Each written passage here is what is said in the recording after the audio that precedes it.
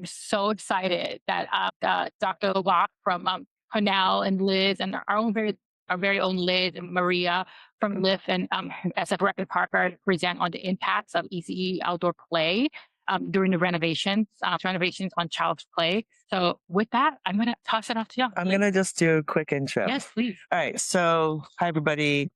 I'm really excited that Janet's here. She's the assistant professor for the Human Centered Design and Child Development at Cornell University.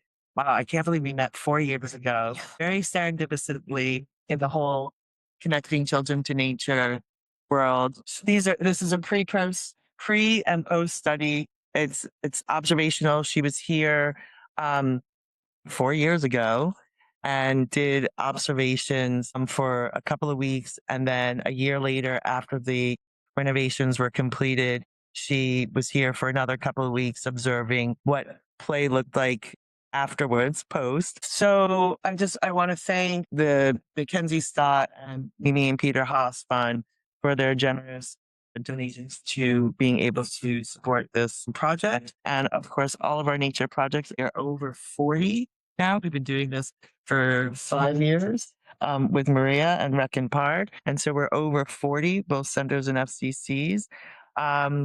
So super excited. This is really going to show the impacts of outdoor learning and outdoor play and being in more natural spaces. And so thank you, Janet, and I'm going to turn it over to you. Great. Thank you so much. I'm so glad this worked out. We're coming back for a week or so, which I'll explain later, but it worked well that we could sort of intersect with you today and share some of the work.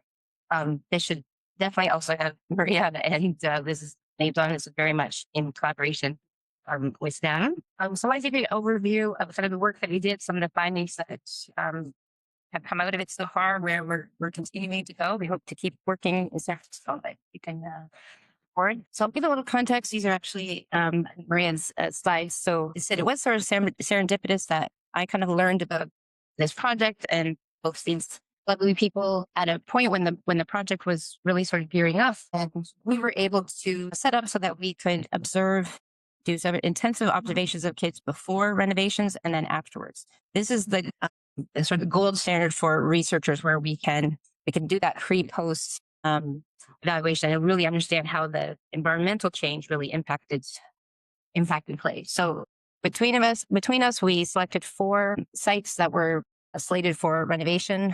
1 family, 2 family, 2 larger centers. So, and actually, I'll have I don't know if you guys want to actually talk to this, but just a quick overview in terms of what the program. This was not us. This is the local program. So some of the things that they were aiming to do with these renovations is integrate much more locally sourced material, particularly natural pieces and natural loose parts. There was some involvement of educators and administrators toward designs, the renovations, professional installation, and most of these, I think all, maybe were built with the community, with volunteers. And then these are some of the after pictures. You can get a sense of some of the natural elements, and a big part of the work was to provide many more of these loose parts, particularly natural loose parts. So we talked about like the little pieces of wood, sand, buckets, little cars, and that. Those are all loose parts. The project was really trying to introduce a lot more natural loose parts into the spaces. And then as part of this, the educators at the centers also had this sort of professional development support over a year, right? So to help staff understand how they could leverage these changes, understand the value of what the program was trying to do, and how they could leverage these spaces to really enhance play and play value for the kids. So, okay. I suspect I don't have to convince anyone in the room that there's a lot of value with natural play spaces. The research we have enough of body of research now to show pretty clearly that there are some very clear benefits. We see that these natural or naturalized play spaces are very good supporting children developmentally, but right across all the domains: physical, social, psychological, emotional, cognitive. They tend to provide greater diversity of play opportunities, which means that we're actually engaging a greater proportion of kids, because there's more opportunities that meet the needs and preferences of more children. And there's research suggests that they actually engage and play longer when we do this. Many studies have shown that there's increased creative and exploratory play, but also greater active play. So I think there's a sort of myth out there that when we have these naturalized play spaces, we lose the physical, we lose the active. It's not necessarily the case. We do often see when they look at it, there are better interactions between kids, even between kids and their educators, fewer conflicts. We've reported increased focus of well-being from children, reduced stress, all very good things. And one also thing too is a little bit more appreciation, affinity for nature, which is great.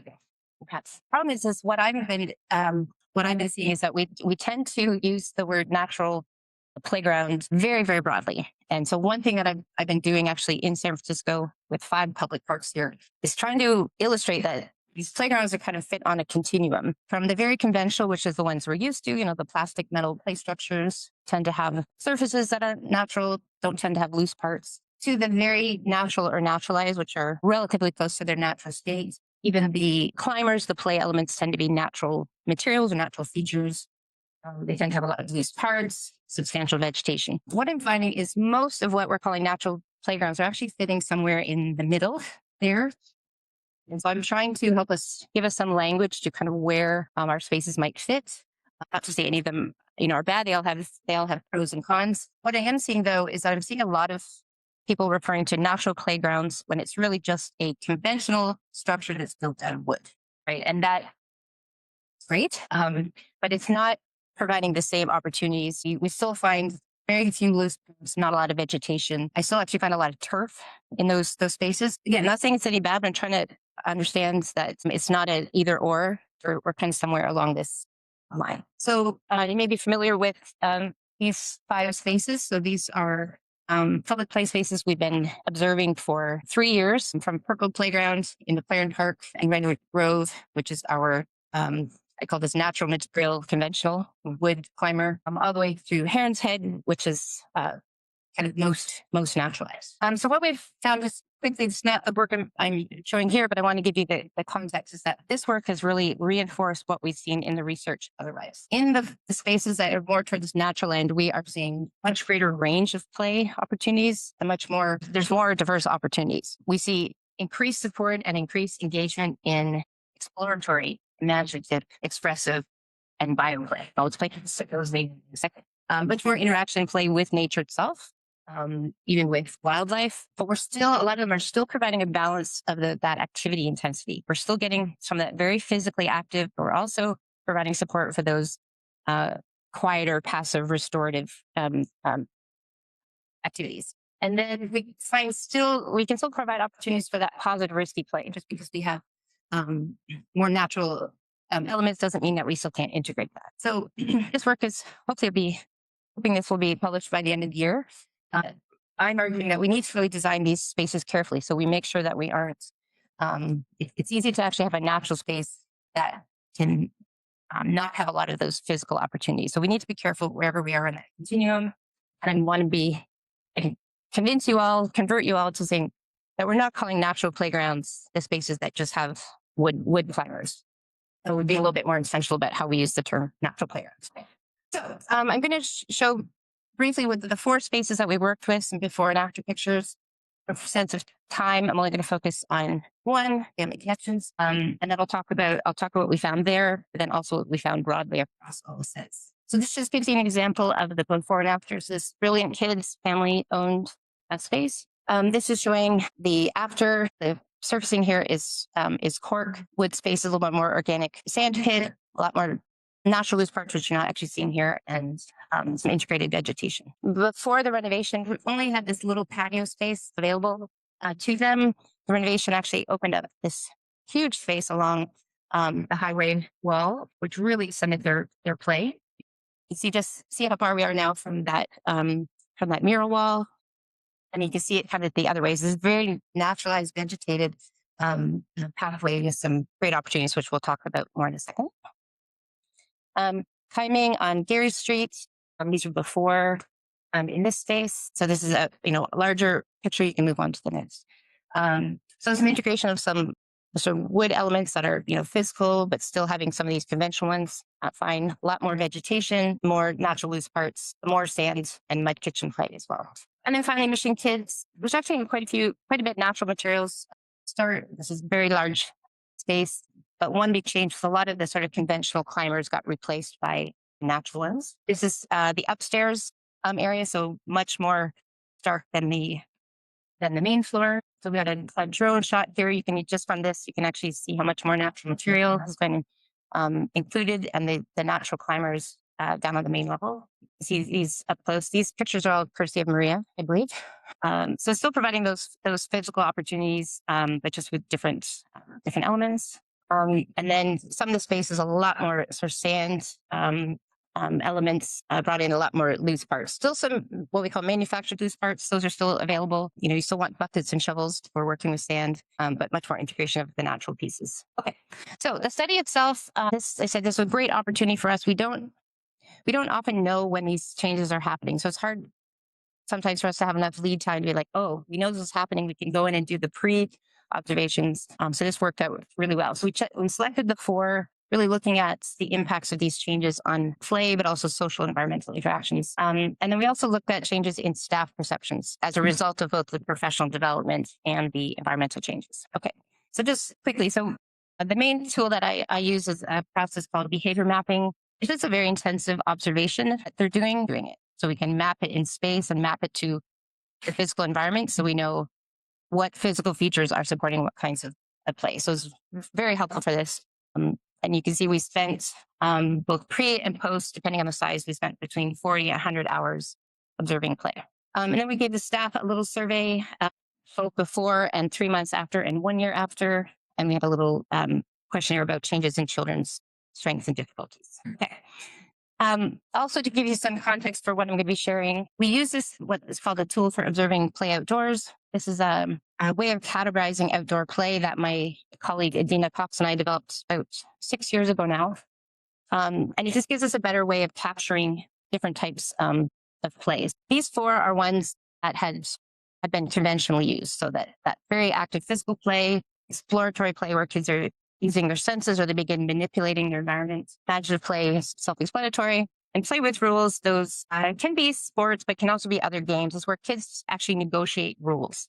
There's a lot of development and social development that happens through that. And these 4 were newly introduced because we were finding that we were using the old ones, so they just weren't helping us capture really what was happening in these outdoor spaces. So these are new. So the bioplay, we were seeing so much playful engagement with nature and with wildlife. And we didn't have a way of capturing it that. So now we do. Expressive play, any kind of play that involves creating something or expressing themselves. So it can be song and dance, it can be skits, it can be chopped drawing on the sidewalk, example. Restorative play. This is also part of the play that we tend to forget about. We tend not to design for. And it's so important. We see it all the time. Within the sort of play time, kids, and some kids more than others, need that time to sort of retreat a bit, maybe regulate a little bit, have a little bit of quieter time. We tend to think that kids all want to be doing the very active play all the time, and it's really not the case. So we see it a lot, and when we started tracking it, we really see it emerging. Visual play, I put this not because I'm trying to encourage it, but because we start seeing it. So it's another way we can categorize play. Okay, and again. Okay, so this is our behavior mapping. So every little point here represents a play event that we observed. So you can tell here just how much more space we had, and that play was really dispersed. We also see that patio space was still very important, to the place. It was still very well used. This is what we call a heat map. So it helps us say, like, where's the concentration of play within those spaces? So it helps us understand what are the most popular. Sometimes it can help us identify problems. But in this case, the closer it gets to the orange and red, the more density of activity. So then when we start to dig down and say, okay, what are the physical parts that are in these little heat spots that are providing really, really good play? So that patio was still really serving for a lot of games, activities. There was a lot of loose parts that were brought out, like hula hoops and balls. And it's kind of a broader, open parts of the space that weren't really all for that. And also would be the location of like sand and water tables we would bring out. We move down the road. We have this, it's hard to see, the little grass hut, the boulders and the shrubs. We found that not only were kids in the hut, but really what that heat part it's marking there is actually kids behind the boulders and behind the shrubs. They're still visible by staff, but they weren't in front of them. They were climbing someplace, but it was always behind. We had a mud kitchen. This was an added element. This was quite popular. This stump staircase that there's 2 sides, and it leads up to this little platform that goes behind a set of vines. It was my favorite of all the renovations. That was my favorite element. And so the kids, you can still see them. You can see their feet. They don't think you can see them. Very, very popular.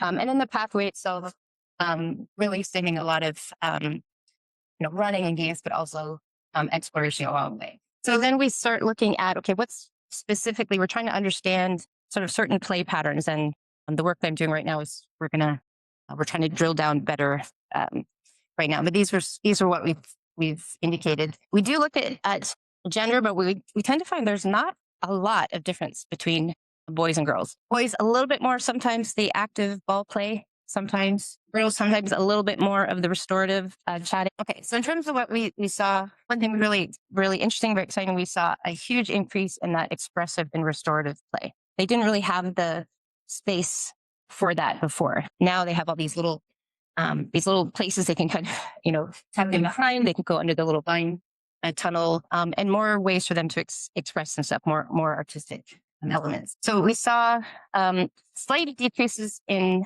other ones. We see a lot in that exploratory play.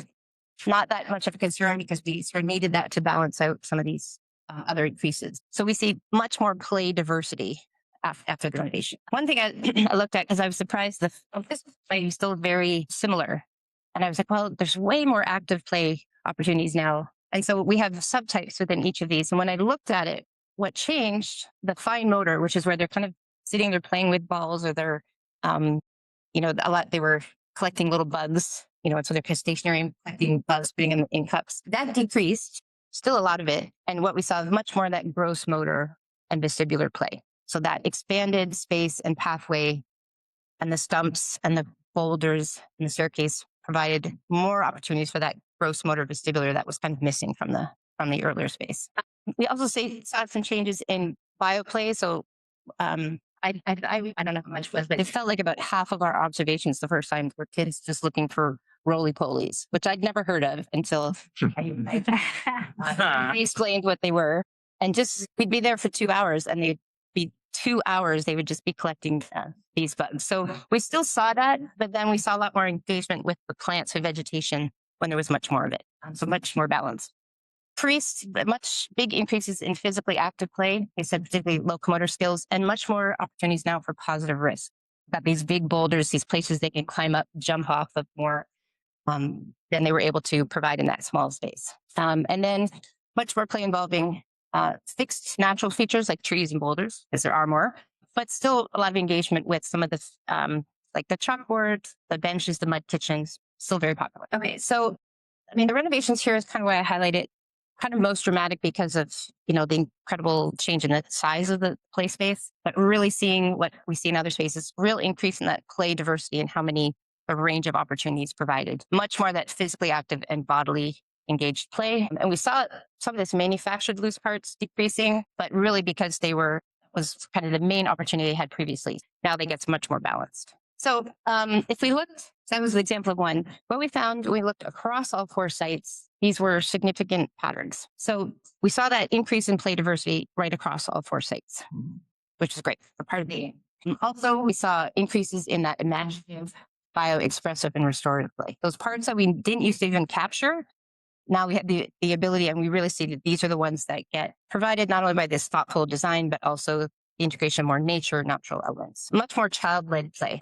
So much more reliance on adult-led or adult-facilitated play. This is what we want to see for sure. Higher intensity activities at 3 of the 4 ones, more locomotor skills across the board engaged, much more positive risk. I think they've been really thoughtful about making sure that those opportunities are there. Certainly more use of natural loose parts, but there's also more to use. And then more interaction with those fixed elements in their space, which says to me that they were more compelling than maybe the previous opportunities were.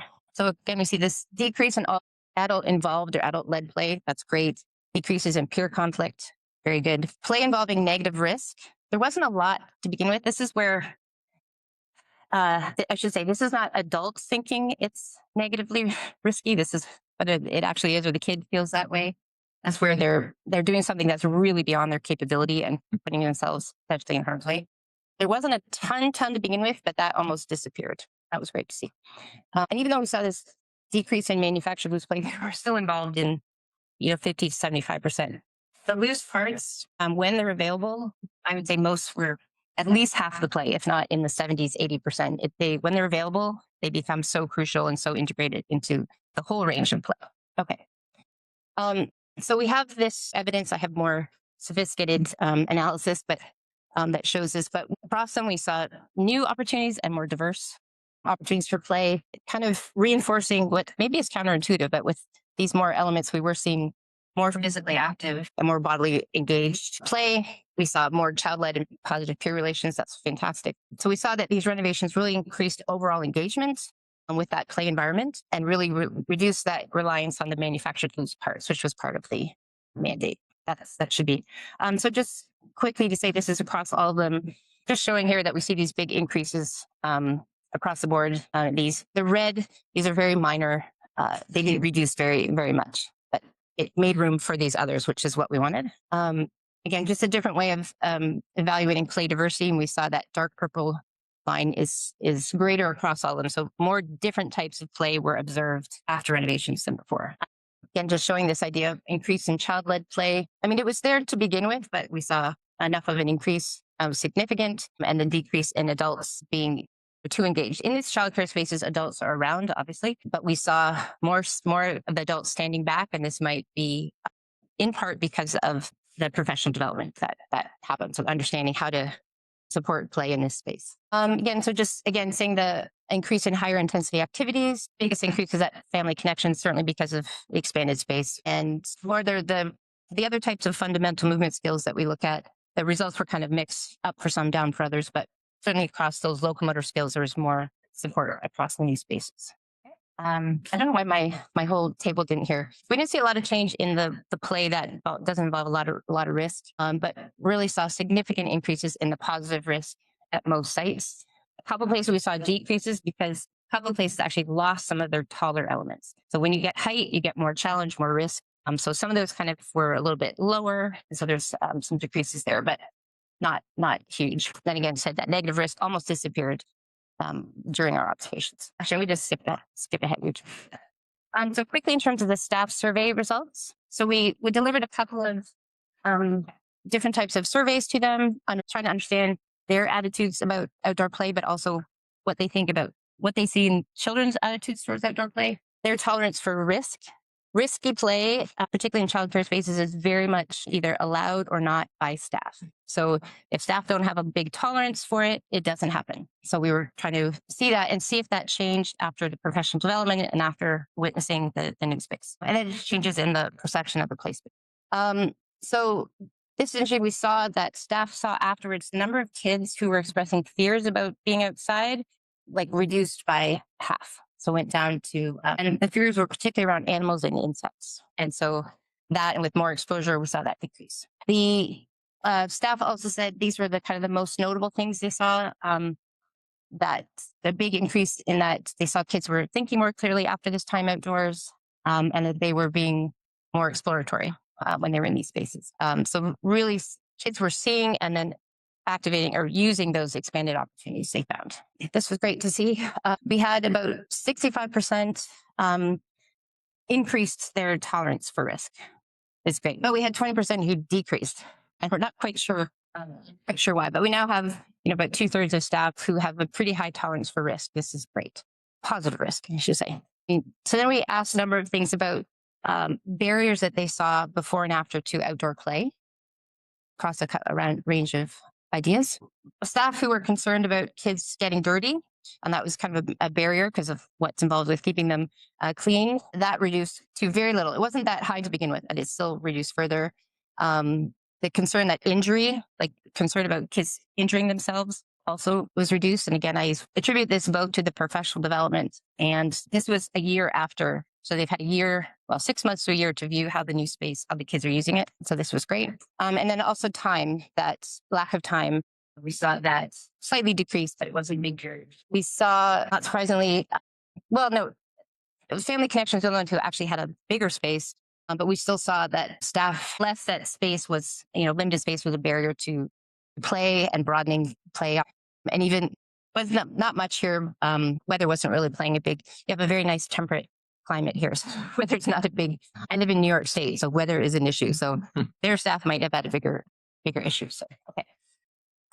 And so this is just particularly for family connections. Staff there also said they saw more support for children with disabilities or neurodiversities, particularly through the expanded space, more engaging activities, and interactive features. And this is a quote from one of the staff members, that feel the children are using their senses more and becoming more creative while exploring the outdoor space. And that was really reinforced by the survey data. So just a few things across all sites. All 4 sites reported this as equal or greater support for children with disabilities. 3 out of 4 sites noted that they saw greater independence amongst the kids and greater or better peer engagement. But a few staff still noted that they could still use more gross motor and more open-ended climbing. And we saw that too, where some places we lost a bit of the climbing opportunities pre to post.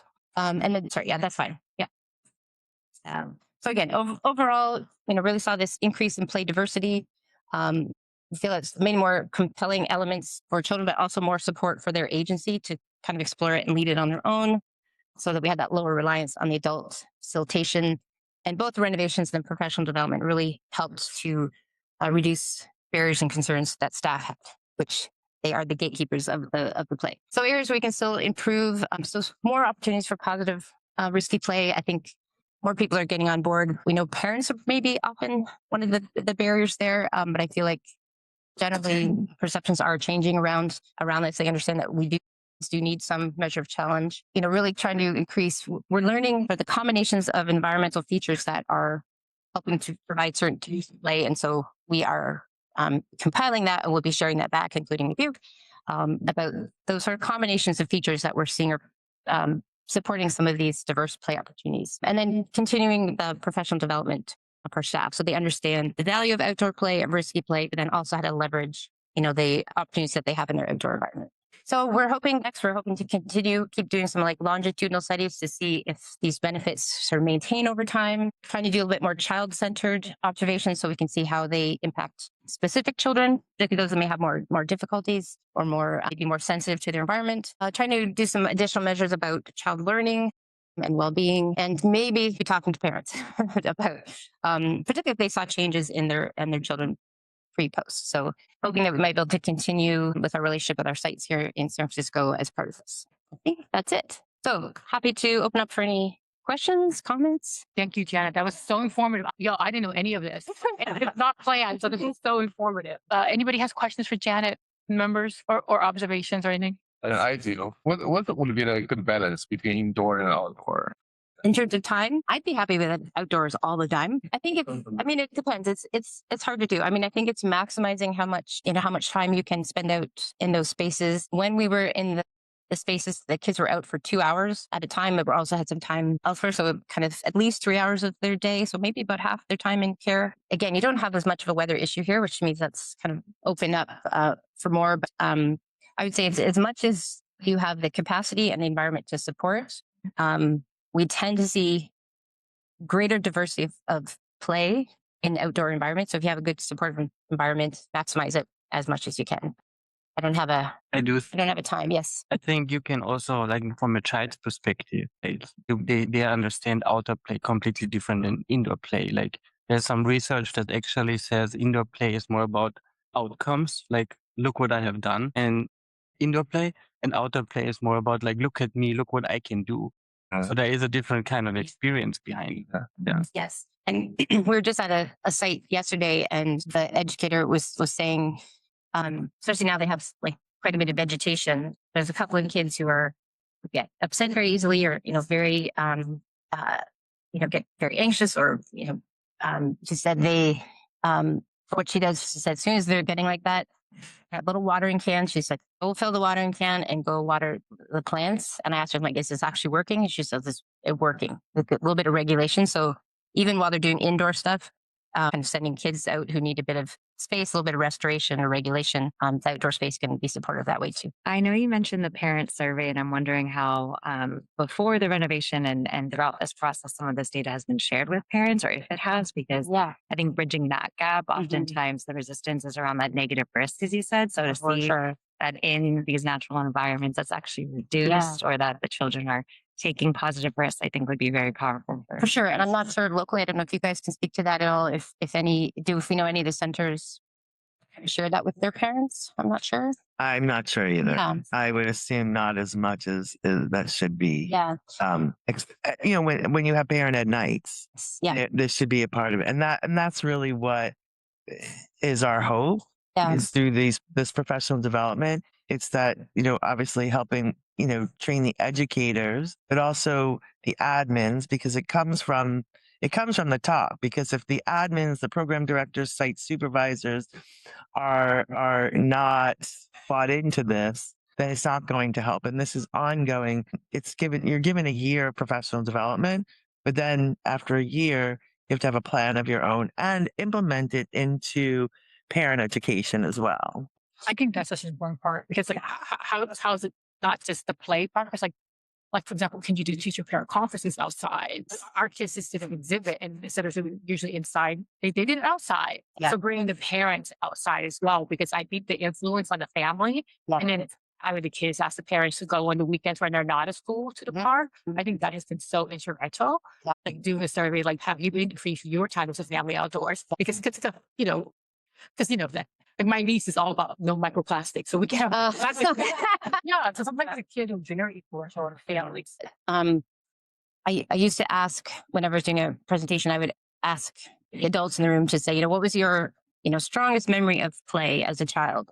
80% would say some sort of outdoor thing. That's no longer the case. So we have parents now who did not have a strong outdoor component to their play when they were young. And so then I find a lot of those parents have fears. There was one school I was working with and they were rubbing up against some parent issues. And they have it's a kindergarten program. They have 3 hours outside and they gave every kid this like long white t-shirt kind of went past their knees and they wore it on top of their clothes for a week. And then they displayed them in the school and they said like, Mom, Dad, I'm not dirty. I've been learning. And they sent home these little Tide Pods. So all the parents, that was really instant. And like where it was coming from, like the voice as a child, that was really cool. So the parent part is really important. I try as much as I can to sort of translate these pieces and actually just talk about me doing that more. Something that could be passed on in a short form to parents across these sites because it's a key issue. The educators are important, but then we want that followed through with parents. We don't want the educators getting guff from the parents. I think it's also having families have the access to it. Like it's hard for our families in particular to have nighttime events because they got to go home and make dinner. They got to take care of their kiddos. And so I think I love the idea of having parent teacher conferences. We've had parent meetings outside when they're able to join. And then also sharing what is available in the city that they can take their kiddos to. And I know Marie is going to share that. But like Parents Ed is amazing and trips there and connected with that. And I think, but there are still inequities around access. As we know, like tabletops is very hard to get to for families that meet families where they're at and help to bring them incrementally into nature. And to me, it's really focusing, like the big destination parks are great. My preference, I would say let's spend them in the smaller neighborhood ones so that you reduce that access problem. It's great to have those too, but let's not forget to invest. And this is where in childcare space and in schools, these are where kids are. Let's invest there too, particularly the interaction with nature. Because, I drive around here and a lot of play spaces here, the school yards are tarmac. It's just that. And even small moves. It doesn't have to be a full renovation. There's small ways you can start introducing these. We know kids are spending a good chunk of their time there. So to me, that's as important a place to invest. I want to just share, thank you for the presentation. I'm from Hanning. So Okay. want to just share. Yes, we're going there tomorrow. Yeah, our Gary staff, actually, they did the project-based construction theme, project-based curriculum throughout the whole implementation. While they were building the playground, transform it, they actually have a good participation from the parent part of the project. Like it's good parent engagement and opportunity too. The teacher was sharing how the parent were really excited they invite some of the parents that were construction workers to basically have fun and talk to the kids about, like I think it's all kind of well-rounded, all different angle that we bring to life. Yeah, that's great if you can engage. Yeah. Like engage like during that construction and that change. That's fantastic. So yeah. Yeah, from analysis for the incremental return based on where you go from the conventional play structures to that fully naturalized structure, we get 3/4 of the way. Yeah, I mean, I'm never going to say you don't have enough. I mean, every little bit counts. I mean, I do think, to be honest, particularly in maybe childcare spaces, I think the 3/4 way, like it can be hard in those small spaces to still, if you don't have some of the conventional pieces, it can be hard to provide some of that more active, stuff. So some of these small spaces, you can make a big change with, very small moves. I mean, getting to the halfway point is great. I would never criticize them for not going totally naturalized. I look more to, parks to do that. It's a little bit harder in these spaces because then we can lose some opportunities. So we had to be really careful. The big part is having sort of a sustainability plan. Like if we're going to do this, but how do we maintain it? And I think a lot of facilities are not used to like, oh, we have to maintain our vegetation now. Like we're not thinking about that. So as you engage, if you're doing kind of smaller steps, you can take that as you go a little bit more. So not just thinking of the change, but really think of how do we maintain this?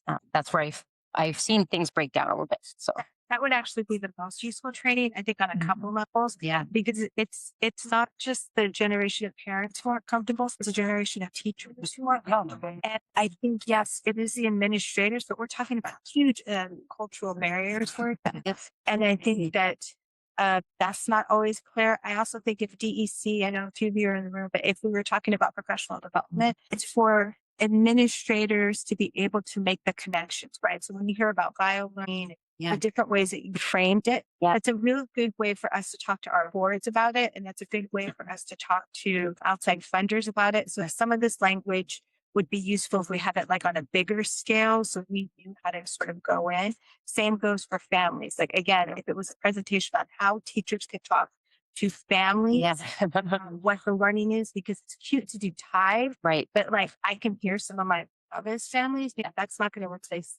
That matters. That's what we have to take to sort of layer that down, right? That meets families where they're at, because we can't just do stuff like that all the time. I think that's just my general statement on how we think about sustainability in long term for these to be successful. Yeah, and I don't know if either of you wants to comment on that idea of the language for teachers to talk to or educators to talk to parents or. Back to what you were saying, because we are the Sexual Child Care Planning and Advisory Council. So our goal is to create like structures for long-term like change, right? And like we've been so lucky to have like this amazing grant from DEC and LIIF to do this, but not everybody may have that, right? So will there be maybe some collaboration between LIIF or DEC and Rackham Park to do like a series of training? And not for everybody, you and I even have this transformation, but what I really took from you is that oftentimes we focus so much on curriculum building, but it's like, just let the kids bio-explore, right? And so like having some best practices in different series, like best practices for teachers, best practice for talking to parents, like maybe like a series of professional developments is like, I think what you say is so right. And what you had in your presentation, that sometimes our educators are our gateway drug or sometimes our barriers. Yeah. I think the bottom line is about best practices. Nature needs, we could get some of that in there, but I think that it needs to be bought in and it needs to be as these things as sort of overall, right? It's not everybody is in this, is a part of these cohorts. So I think the bottom line is that where we improve the quality of early childhood education is around sort of, it could be any philosophy. It's not about the philosophy. Your Waldorf, your Reggio, your Montessori, they're all good philosophies and you can take from them. But it's really about best practices and really sort of working with those educators in how to talk to parents, in how to engage children. And I mean, that's the root of this. I just want to say part of this because I'm always thinking about like, who do I need to convince? And one thing I've applied for money, but I haven't gotten it yet. But we know that there is STEM or STEAM learning happening during unstructured outdoor play. And I know that we can put it in languages of that, that's going to convince some people who are like, play for lists. We need them learning, and they are, but they don't. There's a disconnect there. So I'm trying to provide some evidence to say we're seeing these STEM-related activities are happening, even when we're not facilitating it. When you have a good supportive space and program, to try to give more, arguments that educators or facilities can bring to parents or funders to say, we're not just looking for this frivolous, fun play space. We're actually trying to help kids develop and learn. So, sorry, you had to come. Stanford from the Department of Early Childhood. I thank you for your presentation. It was really wonderful and really fascinating when you really talked about that heat mapping. I find that incredibly fascinating around the observation of where those touch points of where children were really playing. And so at DEC, we really want to take a look at where are those touch points and looking at what Heather and what Liz Singh was saying around there's a shift that needs to happen. It's a cultural, philosophical shift for parents, for providers in family childcare, as well as providers in center-based and families as well. But maybe using some of the lessons around, an observational mapping. We have something around child assessments. So I can even see an alignment at PD about how do we talk with parents?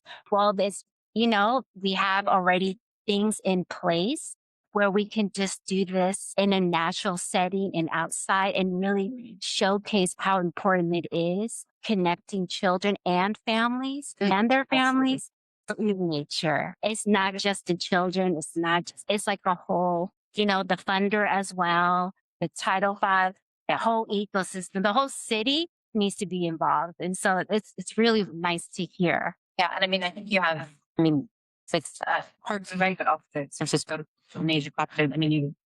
There's more going on here and more in a organized way than I see in many, many cities. So you have a lot of work that both organizations are doing, both in the childcare, but also the public spaces. Like you have wonderful resources here in working on that communication piece. Because it's not just about in the childcare centers. It's then, then after school, and now you guys are going into those. Hi, thank you. I think to your point, you're saying adding and bringing in City College, specifically Child Development 72, students are going into sites, doing their hours. That's when they're getting their firsthand learning, right? Yeah. They're going into these nature sites of introduction of outdoor play. What do you mean I got to be outside all day for some sites, right? So I think that might be a good start of bridging in City College, CDE B72. Yeah, the training, as you're starting to train these educators, that again, so I'm seeing this generational thing where it used to be that those educators had very strong, positive outdoor experiences as children, and that's no longer the case. And so if they don't have that and they're not learning at it during training, it's going to be hard to let's get the beginning. I can just do one plug to all the administrators. I make a point to always buy any staff member a hat, sun hat, or glasses. It's something like we reimburse because if you want them outside, you need to give them the tools. And if you assume that folks know or have those resources, that's not always the case. And listen, they're not always cute hats from Amazon. We make jokes about it, but I am just saying, I think in terms of how to really implement this type of environment is you have to give everyone the tools to make sure that they can be successful out there. As well as the children, and being able to purchase with part of the grant. Yes. The wellies as well as the full size jumpsuit. There are some when you're in cold weather, but the whole point is that to be able to be out. Yeah. But it's, no storms, no crazy winds. We get that. But when it's misty or even slightly raining, the kids, that's the time. I love jumping in puddles as a kid. And when we were doing our observations, and we had these 2 hours planned, and they're like, it's kind of rainy today. And we're like, but. I just also want to make a plug. I want to introduce my colleague, Thomas Morgenthaler, who is right now in the U.S. is a postdoctoral fellow at SLU in Sweden. He and I have been working for 2.5, 3 years maybe now on an outdoor play space audit tool. And that's why we're back here, because we're testing our tool in the places where I already have data from these sites. And so we're aiming for the International Play Association conference in November to have it live and available. At least the first year, it's going to be free and open source. It's going to be available. It's a digital tool. It's meant for you. It's not meant for researchers. So and we can keep everyone in the loop, and we can help share when that's available so that you can self-assess your own space and say, where are we doing well? Where could we improve a bit? And so say, oh, we don't really have, like you can see how things are working already. You have those touch points. We're like, we're really not seeing this. And so this tool is meant to help with that, to really understand improving the play value of the space, but also usability. So for kids of all abilities as well. So we will keep you in the loop when that's ready. Can I just make one quick announcement? If we can speak a little bit slower and into the mic for the interpreters. Do you want to say something? No. Mark? And this is even online that Yeah, we're going to go with the last comment from members, and then we'll go online. I just want to say now I work in San Mateo. I just want to say how lucky we are in San Francisco with all those beautiful centers. Because when I visit some centers in San Mateo, I still see they're very conventional, those structures, right? So thanks to LIIF, to Liz, to Maria, you're pushing so hard to bring those beautiful centers to the city. Maybe one day we can spread that all out to the greater. That would be amazing. Janet, I just want to say thank you for your presentation, for spending so much time in San Francisco and helping us move this movement forward. I also want to note that thanks to the work that we have all been doing together, there's already a lot of knowledge in this room to help solve some of the challenges that you have been talking about. I look at, for example, Monique, who has transformed your practice into almost all outdoors. I look at Yensing, who's been planting native plants in that long strip that are just going to continue to grow and provide so many benefits for kids. Wui's embracement of loose parts. I think there's a lot also that we can continue to learn from each other as we continue to grow this. So yeah, thank you to you, and thanks to all of you also. But since we're on the nature topic, do you want to tell people about this amazing thing you've done? All right. Well, since we also not just want to bring nature into our centers and family child care homes, we also want to bring kids out into the parks. A little bit of a shout out to Damian Rafa from the Presidio Trust in the back, who has been the brainchild of this collaboration, which is a San Francisco nature adventure map. This will come out this summer to encourage families to discover 35 locations across San Francisco that are rich in nature experiences. Thanks to some of you that have provided feedback on the creation of this document. This is just still one of the drafts, but they'll be coming out shortly in June. And you'll be hearing from us after through the CPAC mailing list on how you can get some of these out to your families. Thank you to Liz for helping translate into Spanish and Chinese as well. So very excited about this opportunity to get more families outside.